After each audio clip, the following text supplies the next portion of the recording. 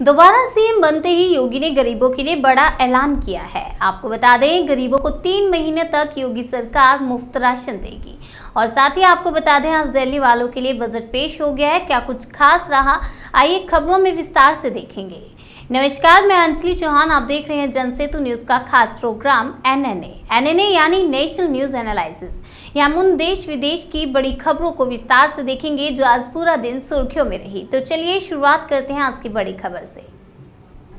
उत्तराखंड विधानसभा की पहली महिला स्पीकर बनी रितु खंडूरी। इस पर राज्य के मुख्यमंत्री पुष्कर सिंह धामी ने कहा, उत्तराखंड राज्य के लिए ऐतिहासिक दिन है और यह मातृशक्ति का बहुत बड़ा योगदान है। मातृशक्ति के रूप में हमें पहली महिला स्पीकर मिली है। हमारी विधानसभा उनके नेतृत्व में प्रगति के नए इतिहास रचेगी। उनको मैं हार्दिक शुभकामनाएं देता हूं। और क्या कुछ बोले, आइए सुनते हैं। का योगदान हमेशा से रहा है और उत्तराखंड राज्य का आंदोलन हो या उत्तराखंड राज्य के अन्य क्रियाकलाप हो, सब में मातृशक्ति का बहुत बड़ा योगदान रहा है। आज का दिन बहुत ऐतिहासिक दिन है, जिस दिन पहली महिला स्पीकर के रूप में आज रितु भूषण खंडूरी जी निर्वाचित हुई हैं। उनके नेतृत्व में निश्चित रूप से मातृशक्ति, नौजवान शक्ति और उत्तराखंड के हर क्षेत्र में सभी को आए हुए हमारे जितने भी सदस्य हैं, उनको सबको एक मौका मिलेगा, सबको काम करने का अवसर मिलेगा। वो सदन को अच्छा चलाएंगे, समसामयिक विषयों पर चर्चा करवाएंगे। हम उनको बहुत शुभकामनाएं देते हैं कि उनके नेतृत्व में विधानसभा हमारा एक नया इतिहास लिखेगी।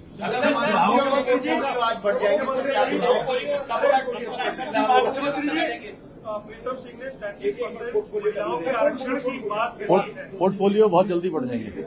हमारे राज्य में मातृशक्ति का योगदान हमेशा से रहा है और उत्तराखंड राज्य का आंदोलन हो या उत्तराखंड राज्य के अन्य क्रियाकलाप हो, सब में मातृशक्ति का बहुत बड़ा योगदान रहा है।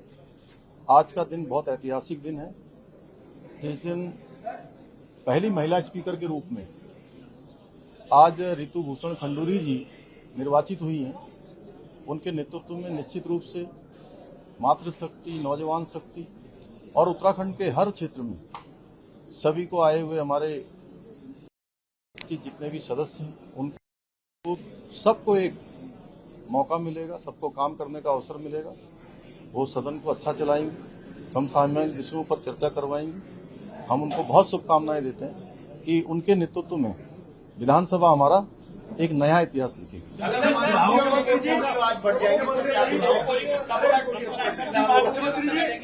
प्रीतम सिंह ने 33% महिलाओं के आरक्षण की बात कही है। पोर्टफोलियो बहुत जल्दी बढ़ जाएंगे। हमारे राज्य में मातृशक्ति का योगदान हमेशा से रहा है और उत्तराखंड राज्य का आंदोलन हो या उत्तराखंड राज्य के अन्य क्रियाकलाप हो, सब में मातृशक्ति का बहुत बड़ा योगदान रहा है।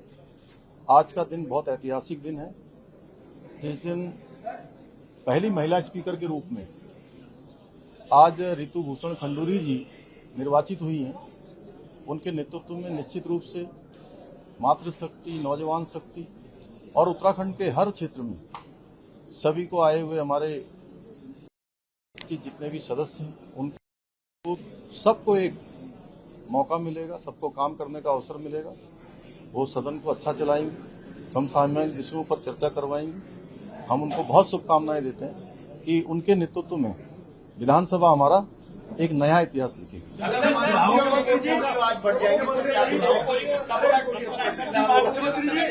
प्रीतम सिंह ने 33% महिलाओं के आरक्षण की बात कही है। पोर्टफोलियो बहुत जल्दी बढ़ जाएंगे।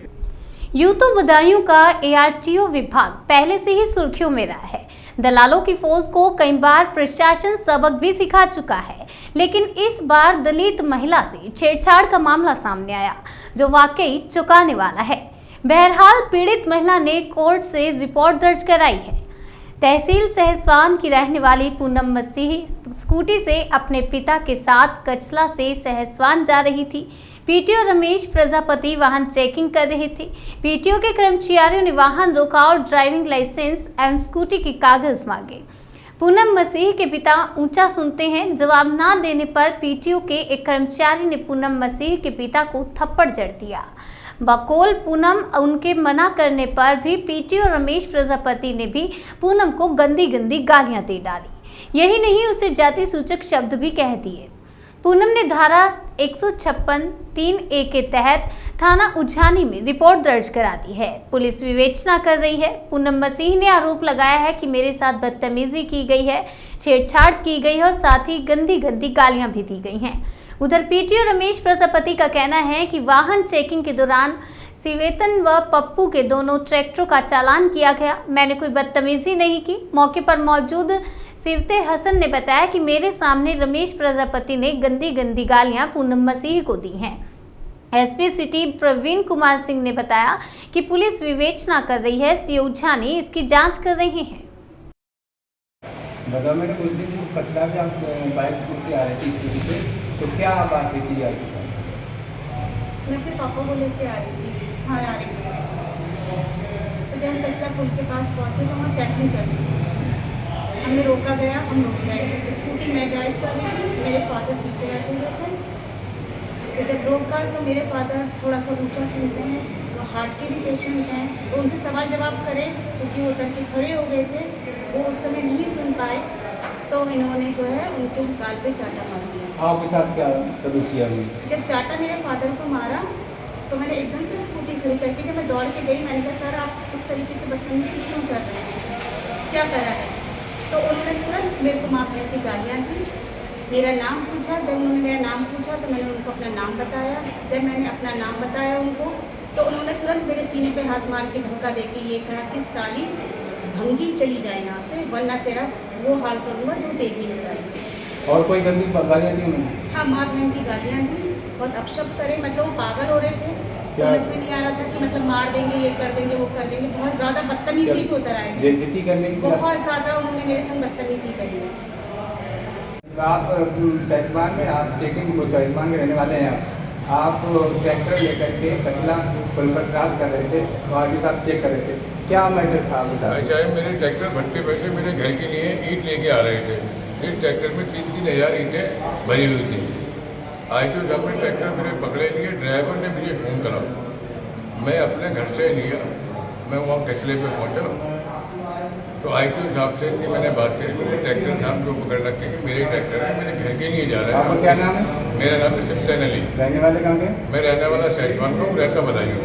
ईंट लेकर आ रहे थे? ईंट लेके आ रहे थे। आपके सामने जो अमुक महिला थी, क्या घटना घटी थी? आपके सामने घटी? सारी घटना होने के बाद में उधर से इनके एक महिला और एक इनके पिताजी स्कूटी पे आ रहे थे। अब उन्हीं को नहीं, वो तो कई लोगों को पकड़ चुके थे, कई लोगों को छोड़ चुके थे। तो इन महिला के साथ में उनके पिताजी के साथ में बदतमीजी करी उन्होंने। महिला भागती आई है तो महिला ने कहा कि मेरे पिताजी को क्यों मार रहे हो, क्यों बदतमीजी करो? तो महिला से गंदी गंदी बातें करी, उनके सीने में हाथ मार के उन्हें नीचे गिरा दिया। इस तरीके की बातें ये सब आपके सामने घटी? ये तो सब मेरे सामने हुआ है। आपके ट्रैक्टर मैं था, मेरे ड्राइवर थे, मेरी लेबर थी और तमाम लोग थे वहाँ पर। आपका ट्रैक्टर सीज कर मेरा ट्रैक्टर सीज कर दिया। कितने रुपए का फाइन डाला? मेरे ट्रैक्टर का 75,000 रुपये के लगभग का फाइन डाला। सर बताएं कि क्या मामला था ये, मतलब क्या जो मामला घटित हुआ था उसके बारे में क्या जानकारी? हाँ, अभी फ़ोन से पता चला है, अखबार के माध्यम से पता चला है कि मेरे विरुद्ध 156(3) में मुकदमा दर्ज हुआ है और उसमें किसी ने, महिला ने मेरे ऊपर छेड़छाड़ और मारपीट का जो है आरोप लगाया है। और कुल मिला के उस पत्र को पढ़ने से मुझे बस केवल इतना जानकारी है कि 25 फरवरी 2021 को श्री सेप्टेन नामक व्यक्ति के 2 ट्रैक्टरों का चालान कर सीज किया गया था कछवा चौकी में, और उसको पप्पू नामक एक व्यक्ति चला रहा था। उस समय श्री सेप्टेन द्वारा वो वाहन छुड़ाने का मुझसे काफ़ी प्रयास किया गया था, लेकिन मैंने वो वाहन उनको नहीं छोड़े थे और कार्रवाई दर्ज करके जुर्माना लगभग 70,000 के करीब जमा हुआ था दोनों वालों का, और तब छूटा था। इसके अलावा कोई घटना किसी के साथ मारपीट छेड़छाड़ जब महिला जो आरोप लगा रही है पुनः, क्या वो के पिता बता रहे थे, कम ऊंचा सुन रहे थे? नहीं, उन्होंने कहा कि ऐसी किसी व्यक्ति के साथ, किसी भी प्रकार के व्यक्ति के साथ इस प्रकार की बात को मारपीट होती है, ना की जाती है, ना की। क्या इस संबंध और कोई वाहन सीज किया गया? हाँ, उस समय 2 ट्रैक्टर और सीज किए गए हैं। सॉरी एक ट्रैक्टर सीज किया गया है और अन्य गाड़ियों के चालान किए गए हैं। क्या इनसे कोई संबंधित नहीं, इनसे संबंधित नहीं, मैं इनको जानता तक नहीं हूँ ना, कोई इनसे हमारा कोई वास्ता ही नहीं है, दूर दूर तक कोई वास्ता नहीं है। हाँ, इतना है कि सिरतेन नामक आदमी ने जो है उस समय जो है हमसे काफ़ी हाथ ताक किया था गाड़ी छुड़वाने के लिए, लेकिन उसकी बात नहीं मानी गई। लेकिन महिला बार बार आपको नहीं, अब महिला आप उनके आरोप में हम नहीं कुछ बोल पाएंगे क्योंकि हमारे ऐसी कोई किसी घटना से एकदम पूरी तरह से अनभिज्ञ है, कुछ नहीं जानते हैं। सर, आपने जो ट्रैक्टर पकड़े हैं उस महिला से या महिला के पिता से कोई संबंधित है? उस ट्रैक्टरों का संबंध है? नहीं, मुझे ये नहीं पता है, मुझे नहीं पता, लेकिन उन जो आरोप में जो आरोप पत्र है उसमें जो सिप्तेन और पप्पू नाम के आदमी लिखे हैं उनका संबंध है। उनके ट्रैक्टर बंद किए गए हैं, दो ट्रैक्टर, एक सिप्तेन के नाम है और एक सिप्तेन जी के पत्नी के नाम है। नहीं तो इससे सिप्तेन से तो कोई मतलब है नहीं इस मामले से। अब ये तो जांच का विषय है, इसमें जांच होगी तो पता चलेगा कि यहाँ क्या उन्हीं से कापी मिल जाएगी आपको? किसी जो सीज की है? हाँ, उसकी कापी मिल जाएगी, आप चाहें तो उसकी कापी मिल जाएगी, वो तो ऑनलाइन है। आप उनके ट्रैक्टर का नंबर डालेंगे तभी भी वो उसकी रसीद और ट्रैक्टर सब ऑनलाइन है। सर, ये पीटीओ हैं आरटीओ विभाग में श्री रमेश चंद्र प्रजापति जी, उनके खिलाफ एक महिला ने, सैसपान की महिला ने इनके पिताजी को मारा था, इनके साथ कुछ गलतफहमी हुई है कि ऐसी एक्ट के मामला दर्ज हुआ कोतवाली मुझियानी में, उसके खिलाफ कोई कार्रवाई हो रही क्या? जी, ये 156(3) में एक अभियोग लिखने की एप्लीकेशन प्राप्त हुई थी, जिसमें थाना उजानी पर एक अभियोग पंजीकृत होकर विवेचना क्षेत्राधिकारी उजानी के द्वारा की जा रही है। उनको निर्देशित किया जा चुका है कि गुण दोष के आधार पर, साक्ष्यों के आधार पर विवेचना की अग्रिम कार्रवाई करते हुए उसका सफल निस्तारण करना सुनिश्चित करें। दिल्ली की आम आदमी पार्टी की सरकार ने आज 75,800 करोड़ रुपए का अपना बजट पेश कर दिया है। डिप्टी सीएम और वित्त मंत्री मनीष सिसोदिया ने अपनी सरकार का 8वां बजट पेश किया। पिछले 7 बजटों में केजरीवाल सरकार ने दिल्ली के स्कूलों को अच्छा करने, लोगों को फ्री बिजली, पानी, मेट्रो का विस्तार और तमाम सुविधाएं दी, जिसके चलते दिल्ली वासियों को बड़ी राहत मिली। लेकिन इस बार के बजट में दिल्ली वासियों के लिए क्या कुछ खास है, आइए जानते हैं।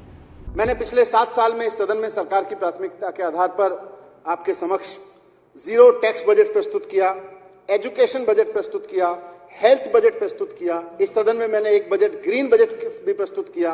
पिछले साल देशभक्ति बजट प्रस्तुत किया। आज आपकी अनुमति से मैं इस सदन में अगले वित्त वर्ष के लिए रोजगार बजट प्रस्तुत कर रहा हूं। पिछले साल के देशभक्ति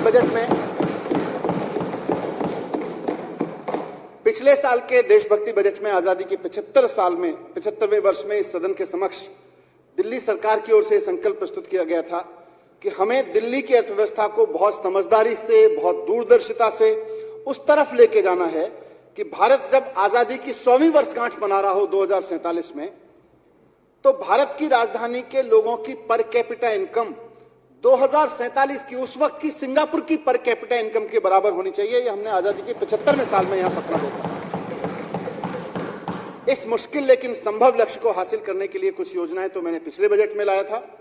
2047 तक दिल्ली वालों की आय को सिंगापुर के वालों की उस वक्त की आय के बराबर ले जाने के लिए सबसे महत्वपूर्ण कदम है कि हमारे अधिक से अधिक दिल्ली वासियों के पास एक सम्मानजनक रोजगार होना चाहिए, उनके पास एक जॉब होना चाहिए। इसलिए इस बजट में और 2047 को देखे गए सपने को पूरा करने के पहले कदम के रूप में मैं इस सदन के समक्ष रोजगार बजट आज प्रस्तुत कर रहा हूं। इसका नाम है रोजगार बजट। इसमें प्रस्तुत योजनाओं के माध्यम से हम न सिर्फ दिल्ली के बाजारों की और व्यापार की रौनक और उसकी गरिमा को लौटा लाएंगे, 21वीं सदी के वर्तमान और भावी व्यापार को भी हम दिल्ली में प्रोत्साहित देंगे। और इन सब प्रयासों से जो मैं इस बजट में रखने जा रहा हूं, इन सब प्रयासों से अगले 5 साल में दिल्ली में कम से कम 20 लाख नई नौकरियां पैदा होंगी। 20 लाख नई नौकरियां पैदा होंगी। राजस्थान शासन, जिला प्रशासन और नगर निगम जयपुर की लापरवाही और मिली भगत के चलते जयपुर के रामगंज चौपड़ क्षेत्र में हिंदू धर्म में आस्था रखने वालों की धार्मिक आस्था पर खुलेआम कुठाराघात कर वन एवं पर्यावरण को बेखौफ क्षति पहुंचाने का कुत्सित कार्य किया जा रहा है। इस क्षेत्र में प्रशासन की नाक के नीचे सनातन धर्म में अत्यंत पूजनीय वट एवं पीपल के हरे भरे वृक्षों को खुलेआम काटकर इनके पत्तों को बेचा जाता है पशुओं के चारों के रूप में। फिर भी राज्य शासन, जिला प्रशासन, नगर निगम प्रशासन अब तक निष्क्रिय होकर धार्मिक आस्था एवं पर्यावरण के साथ खिलवाड़ होता देख रहे हैं। चारा बेचने वाले कानून की धज्जियां उड़ाते हुए व्यस्त यातायात एवं आवागमन वाली सरकारी सड़क और फुटपाथ पर चारा रखकर स्थानीय निवासियों को अपने घरों में आने जाने एवं आमजन के पैदल चलने और वाहनों के आवागमन में बाधा उत्पन्न करते हैं। फिर भी क्षेत्रीय प्रशासन अपनी नैतिक जिम्मेदारी से विमुख होकर चुपचाप तमाशा देख रहा है। चारा बेचने वालों को स्थानीय निवासियों द्वारा घर के बाहर बैठने से मना करने पर और सड़क एवं फुटपाथ पर चारा रखकर अतिक्रमण करने से मना करने, आमजन के सुगम आवागमन में बाधा उत्पन्न होने और यातायात जाम होने की स्थिति के संबंध में शिकायत करने पर चारा बेचने वाले लोग लड़ाई झगड़े पर उतारू हो जाते हैं, झूठे केस में फंसाने की खुलेआम धमकियां देते हैं। स्थानीय निगम प्रशासन को शिकायत करने पर वह अपनी जिम्मेदारी से बचते हुए प्रभावी कार्रवाई करने के बजाय चुपचाप तमाशा देख रहा है। क्या है इस लापरवाही का कारण? कौन है आखिर इसका जिम्मेदार? कब होगा वन एवं पर्यावरण की सुरक्षा के लिए वृक्षों की कटाई एवं इनके पत्तों की बिक्री पर प्रतिबंध लागू? कब होंगे सार्वजनिक आम रास्ते, सड़कें, फुटपाथ अतिक्रमणों से स्थायी रूप से मुक्त? जवाब दो राजस्थान शासन, जिला प्रशासन एवं नगर निगम जयपुर के सम्माननीय मुखियाओं हम आम जनता को। कब मिलेगी हम आम जनता को आपकी लापरवाहियों से मुक्ति? यूपी में लगातार दूसरी बार मुख्यमंत्री पद की शपथ लेकर कीर्तिमान बनाने वाले योगी आदित्यनाथ ने अपने दूसरे कार्यकाल के पहले दिन कैबिनेट बैठक में बड़ा निर्णय लिया है। कोरोना काल के दौरान शुरू की गई मुफ्त राशन योजना को 3 महीने के लिए और आगे बढ़ा दिया गया। पहले इसे मार्च 2022 तक ही जारी रहना था। मुख्यमंत्री ने मीडिया को संबोधित करते हुए कहा कि देश के 80 करोड़ और प्रदेश के 15 करोड़ गरीबों को इस योजना का लाभ मिल रहा है। हमारी पहली कैबिनेट बैठक में इस योजना को 3 महीने आगे और बढ़ाने का निर्णय लिया गया है। इस योजना के तहत गरीबों को खाद्यान्न के साथ दाल, नमक, चीनी और तेल भी दिया जाएगा। हृदय से स्वागत करता हूं। उत्तर प्रदेश में नवगठित सरकार का मंत्रिमंडल का आज पहला निर्णय है। यह निर्णय उत्तर प्रदेश के 15 करोड़ जनता जनार्दन को समर्पित है। कोरोना कालखंड में आदरणीय प्रधानमंत्री जी ने देश के हर नागरिक के लिए एक संबल प्रदान करते हुए प्रधानमंत्री अन्न योजना प्रारंभ की थी। इस योजना के अंतर्गत देश के 80 करोड़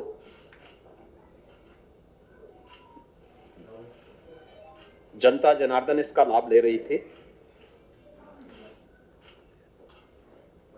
और अप्रैल 2020 से लेकर के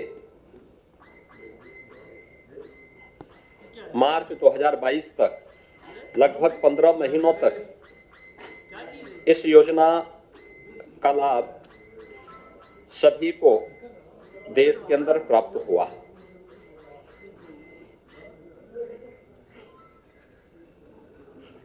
उत्तर प्रदेश के अंदर 15 करोड़ लोगों को इसका लाभ प्राप्त होता था।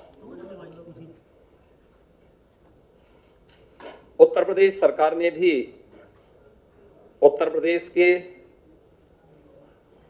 अंत्योदय के लाभार्थी और पात्र गृहस्थी के 15 करोड़ लाभार्थियों के लिए एक योजना अपनी ओर से प्रारंभ की थी। अप्रैल 2020 में 3 महीनों के लिए उस समय हम लोगों ने इसको लागू किया था और 2021 में पहले 3 माह मई, जून, जुलाई 21 में भी हम लोगों ने 3 माह तक इस योजना को प्रदेश के अंदर राज्य सरकार के स्तर पर प्रारंभ किया था और उसके उपरांत दिसंबर से मार्च तक इन 4 महीनों के लिए राज्य सरकार के स्तर पर फिर से योजना प्रारंभ हुई थी। क्योंकि ये योजना मार्च 2022 तक ही थी, इसलिए इस योजना को, जिसके अंतर्गत उत्तर प्रदेश की 15 करोड़ जनता को, अंत्योदय जो परिवार हैं उनको 35 करोड़ खाद्यान्न और पात्र गृहस्थी के जो परिवार हैं उन्हें पर यूनिट 5 किलो खाद्यान्न प्राप्त होता है। राज्य शासन ने इसके साथ ही प्रत्येक परिवार को 1 किलो दाल, 1 किलो रिफाइंड तेल, 1 किलो आयोडाइज्ड नमक यह भी अतिरिक्त उपलब्ध करवाया था और इसके साथ ही अंत्योदय परिवारों को 1 किलो चीनी भी राज्य शासन ने अपने स्तर पर प्रदान किया था।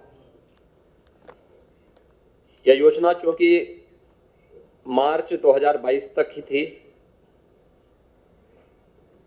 आज मंत्रिमंडल ने निर्णय लिया है कि अगले 3 महीनों के लिए इस योजना को प्रदेश के सभी 15 करोड़ लोगों के लिए फिर से हम लोग लागू करेंगे और इस योजना को हमारे मंत्रिमंडल ने आज ये फैसला उत्तर प्रदेश के 15 करोड़ जनता जनार्दन को समर्पित करते हुए कि सरकार, डबल इंजन की सरकार, पहले भी उत्तर प्रदेश की जनता के साथ खड़ी रही। कोरोना जैसी महामारी के दौरान भी उन्हें न केवल फ्री में टेस्ट, फ्री में उपचार, फ्री में वैक्सीन, बल्कि किसी भी महामारी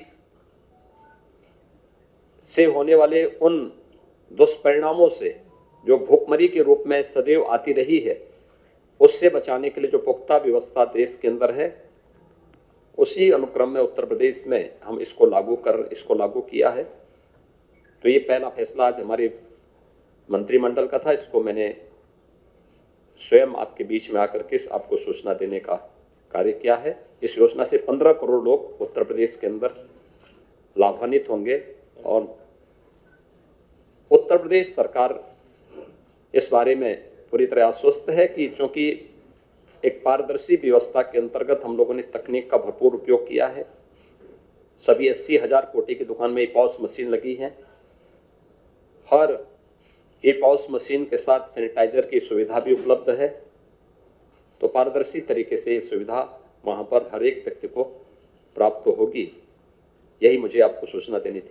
आइए बढ़ते हैं अगली खबर की ओर। दिल्ली अल्पसंख्यक आयोग के अध्यक्ष जाकिर खान इन दिनों चर्चा में है और उसकी वजह यही है कि वे हर इलाके में जाकर अल्पसंख्यक समाज के लोगों को जागरूक करने का काम कर रहे हैं। कैंडिडेट टाइप इसी जागरूकता कार्यक्रम के तहत दिल्ली अल्पसंख्यक आयोग के अध्यक्ष जाकिर खान पहुंचे साउथ दिल्ली के मदनगीर इलाके की जामा मस्जिद में, जहां उन्होंने लोगों को जागरूक करते हुए कहा कि दिल्ली सरकार आपके लिए लाभकारी योजनाएं चला रही है। सुनवाते हैं आपको क्या कुछ कहा उन्होंने मीडिया से बात करते हुए। सबसे पहले ये मदनगीर का इलाका है और मदनगीर के इलाके में बहुत बड़ी तादाद में माइनॉरिटीज़ के लोग रहते हैं और ख़ास तौर पे मुस्लिम यहाँ पे काफ़ी बड़ी तादाद में। और एक मीटिंग का यहाँ पर आयोजन किया गया जिसमें कि जागरूकता कार्यक्रम हमने रखा। यहाँ पे लोगों को हमने बताया विस्तार से किस तरीके से जो छोटी छोटी सी लाभकारी योजना है जो सरकार द्वारा चलाई जा रही है, माननीय मुख्यमंत्री श्री अरविंद केजरीवाल चलाई जा रही है, उनका लाभ जनता तक कैसे पहुँचे। फीस वापसी की योजना हो, लोन लेने की योजना हो, जो ऋण लेने की योजना है, किस तरीके से परिवहन खरीदने के लिए, जो कमर्शियल व्हीकल खरीदने के लिए उसका किस तरीके से लोन मिलेगा। 12वीं के बाद में जो बच्चे 12वीं पास कर लेते हैं उनको किस दिशा में जाना चाहिए, कि किनके किस तरीके से जो अंक आए हैं, कौन से कॉलेज में एडमिशन लेना चाहिए और कौन से स्कूलों में जाना चाहिए, कॉलेजेस में जाने चाहिए। 10वीं के बाद में उन्हें क्या करना है, 12वीं के बाद में क्या करना है, कि उसके लिए विस्तार से यहाँ पे हमने बच्चों को बताया। कहीं ना कहीं देखने को मिला है कि लैक ऑफ नॉलेज और लैक ऑफ इन्फॉर्मेशन ज़्यादा है लोगों में, जो आप घर घर जाके लोगों को डोर टू डोर कैंपेन कर रहे हैं और लोगों को समझा रहे हैं, उनकी अवेयर करा रहे हैं। ये जागरूकता हर समाज के अंदर आनी चाहिए। सरकार अपनी योजना बनाती है और इन योजनाओं को जनता तक कैसे पहुंचना चाहिए, सरकार अपने माध्यम से काम करती है, मगर वो समाचार के माध्यम हो सकते हैं, टेलीविज़न के माध्यम से हो सकते हैं, मगर वो हर चीज़ हर समय हर कोई व्यक्ति देख नहीं पाता। मगर ये छोटी छोटी मीटिंग्स जहाँ पे 50 लोग हों, 100 लोग हों, वो मत समाज के लोग होते हैं और इलाके के लोग होते हैं। इनकी समझ में जब आ जाता है तो समाज में ही जागरूकता आती है। तो मेरी कोशिश है कि हर छोटे छोटे इलाकों में जहाँ माइनॉरिटीज़ के लोग रहते हैं, घर घर जाके लोगों को बताऊं और उनको जागरूक करूं। एक सवाल यहाँ लोगों ने किया कि लड़की और लड़कों को एक टाइमिंग पे जो है स्कूल में पढ़ाया जा रहा है, इसको रोकने के लिए क्या कहा है आपने, या क्या मांग कर रहे हैं? होता क्या कि दिल्ली सरकार के बहुत सारे ऐसे स्कूल हैं कि जो कोएड हो रहे हैं, और जो कोएड भी इसलिए हो रहे हैं कि लोगों की मांग होती है कि भाई हमें कोएड स्कूल चाहिए, क्योंकि आज के दौर के अंदर अगर प्राइवेट स्कूल जितने भी हैं मोस्टली वो सारे कोएड हैं। तो माँ बापों की इच्छा रहती है कि जिस तरीके से हम प्राइवेट स्कूलों में बच्चे पढ़ते हैं कोएड, वहाँ पे कोई किसी तरीके से आपत्ति नहीं है। इसी तरीके से सरकारी स्कूल भी कोएड होना चाहिए, जहाँ पे लड़के और लड़कियों को समान अवसर मिले एक दूसरे से बातचीत करने का, समान अवसर बढ़े आगे बढ़ने का। मगर कुछ समाज में लोग हैं कि जो नहीं चाहते कि बच्चियाँ और बच्चे आपस में पढ़ें। उनकी मंशा ये नहीं है कि वो विरोधी हैं, उनकी मंशा ये है कि जो बच्चियाँ शर्माती हैं लड़कों के साथ में बैठने से, जो बच्चियाँ किसी तरीके से नहीं चाहती कि वो लड़कों के साथ में काम करें, बच्चियों को पूरी आज़ादी है, वो चाहे लड़कों के साथ पढ़ाई करें या खुद अलग से पढ़ाई करें। तो सरकार ऐसे बहुत सारे स्कूल हैं जो लड़कियों के लिए सुबह और लड़कों के लिए शाम को स्कूल चलते हैं। यहाँ पे कुछ लोगों ने कहा कि यहाँ पे 4 स्कूल हैं, 4 के 4 कोएड स्कूल कर दिए गए। तो उनकी मांग थी कि जो बच्चियाँ शुरू से जो बच्चियाँ लड़कों से अलग पढ़ती आ रही है, तो वो एकदम लड़कों के साथ में झिझकाएंगी, जिसके कारण हो सकता है कि बच्चियाँ जो है वो स्कूल जाना बंद कर दें। तो हमारा मकसद और सरकार का मकसद है कि कोई भी बच्चा हो चाहे बच्चियाँ, वो पढ़ाई से वंचित ना रहे। इनकी मांग है, हम इस बात को सरकार के समक्ष रखेंगे और सरकार उस बात को मानेगी तो बच्चे और बच्चियाँ के जो स्कूल 4 हुए, हो सकता है उसमें 3 कोएड कर दें और 1 को जो है उसमें बच्चियों और बच्चों के लिए अलग अलग कर दें। फीस वापसी की भी तारीख बढ़ा दी गई है? हाँ, फीस वापसी के लिए हमने चिट्ठी लिखी और इंशाल्लाह जो है वो माननीय मुख्यमंत्री जी के माध्यम से जो हमारे रेवेन्यू मिनिस्टर श्री कैलाश गहलोत जी, उनको हमने चिट्ठी लिखी और वो हो सकता, हमें पूरा विश्वास है कि वो हमारी बात को मानेंगे और फीस वापसी योजना की जो 31 मार्च की तारीख है वो 2 महीने या 1 महीने के लिए बढ़ जाएगी। सर, एक आखिरी सवाल, जिस तरीके से हिजाब का मामला कर्नाटक में देखने को मिला है, दिल्ली में भी अभी एक मामला उठा, बता रहे हैं कि इस तरीके से टीचर फोर्स कर रहे हैं कि हिजाब पहन के ना आए, तो ऐसे टीचरों पर आप कमीशन की तरफ से कार्रवाई की जाएगी? देखिए, ये सरकार का मुद्दा है, कोर्ट का है, और वो स्कूल का मुद्दा होता है कि स्कूल का कोड ड्रेस किस तरीके से उसको शामिल किया जाए। जैसे कि हम देखते हैं कि सिख समुदाय के लोग हैं, उनके बच्चे सर पगड़ी पहन के जाते हैं, उनकी बच्चियां सर पे दुपट्टा रख के जाती हैं। तो मैं समझता हूँ कि किसी की जो उनकी जो बच्चियों की जो इच्छा है उनके साथ में खिलवाड़ ना हो, कि अगर कोई बच्ची दुपट्टा रख के सर पे, ड्रेस का जो ड्रेस होती है हमारी, अगर उसी रंग का कोई बच्ची अगर सर पे दुपट्टा रख के जाती है तो मैं समझता हूँ कि स्कूल प्रशासन को उसमें कोई आपत्ति नहीं होनी चाहिए। आइए बढ़ते हैं अगली खबर की ओर। दिल्ली विधानसभा में आज उप मुख्यमंत्री मनीष सिसोदिया ने 2022-23 का बजट पेश किया। इसके बाद दिल्ली के मुख्यमंत्री ने इस पर प्रेस कॉन्फ्रेंस की और मनीष सिसोदिया को ऐसा बजट पेश करने के लिए बधाई दी। केजरीवाल ने यह भी कहा कि ये बजट बेरोजगारी का समाधान है। इससे सच में अगले 5 सालों में 20 लाख नए रोजगारों का सृजन होगा। कुछ कह रहे हैं 1,68,00,000 लोग टोटल हैं who are fit to take up jobs. उन 1,68,00,000 लोगों में से केवल 1/3 लोग ऐसे हैं जिनके पास आज जॉब्स हैं दिल्ली के अंदर, बाकियों के पास जॉब्स नहीं है। तो ये 33% की जो संख्या है, इसे हमें बढ़ा के 45% तक 5 साल में ले जाना है। इसे 12% हमें इंक्रीज करना है। 12% इंक्रीज करने का मतलब है कि आज 56 लाख लोगों के पास जॉब्स हैं, इसे 76 लाख तक ले जाना है। तो 20 लाख नए जॉब्स हम लोगों को क्रिएट करने हैं। और ये कोई एम्प्टी प्रॉमिस नहीं है, खोखला वादा नहीं है। आज जितने डिटेल में इस बजट के अंदर पूरी रूपरेखा समझाई गई, ये जॉब्स कहाँ से आएंगे, इतनी महीन exercise, micro exercise, detailed exercise, practical exercise मुझे नहीं लगता कभी इस तरह की हुई है। जो सेक्टर्स आइडेंटिफाई किए गए रिटेल सेक्टर में, इन सेक्टर्स के अंदर जॉब्स क्रिएट किए जाएंगे। Retail sector, food and beverage sector, logistics and supply chain, travel and tourism, entertainment, construction, real estate, green energy. तो ये 8 सेक्टर्स हैं, 8 क्षेत्र हैं जहाँ पे नए जॉब्स क्रिएट किए जाएंगे और हर एक की बहुत डिटेल्ड प्लानिंग की गई है, हर एक की बहुत डिटेल्ड स्कीम्स बनाई गई हैं। दिल्ली की 5 मार्केट्स आइडेंटिफाई की गई हैं जो कि दिल्ली की फेमस मार्केट्स हैं, ट्रेडिशनल मार्केट्स हैं। इन मार्केट्स को पूरा रिवैम्प किया जाएगा, उनको रिनोवेट किया जाएगा। नेशनल न्यूज एनालिसिस में आज के लिए फिलहाल इतना ही। तब तक के लिए मुझे दीजिए इजाजत और देखते रहिए जनसेतु जन से सरोकार।